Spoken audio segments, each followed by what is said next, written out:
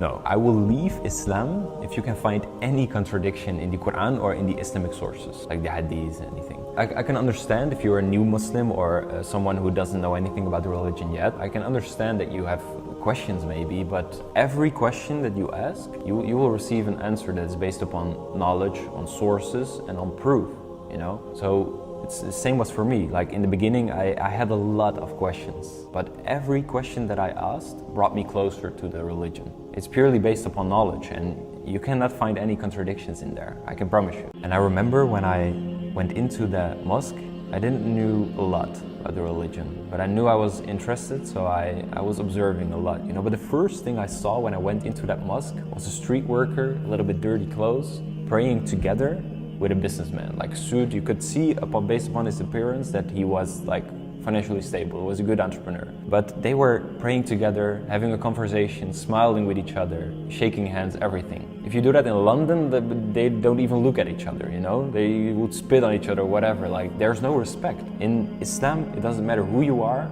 but you have the same goal and the same vision, you know?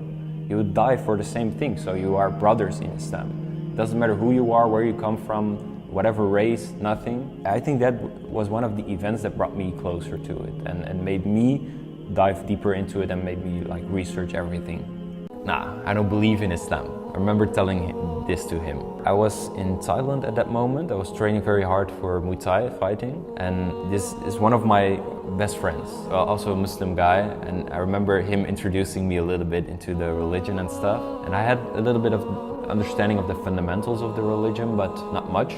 But I remember telling him I don't believe in it, and it was based upon like questions that I had and understanding of concept of hell and heaven and all of the other, a lot of things, you know. But I remember that night, that day, when I went to bed and I was opening Instagram, I don't know how, but I found an account with Islamic content in detail telling and sharing how the religion works. Tawhid, fear of God, concept of hell and heaven, what happens after you die, all of those things. And I couldn't stop scrolling. It was so interesting, and everything, all of the questions that I asked that day were answered, subhanAllah, like crazy. That was a sign. Back then, when I'm looking back, that was a sign. And for me, my whole journey started.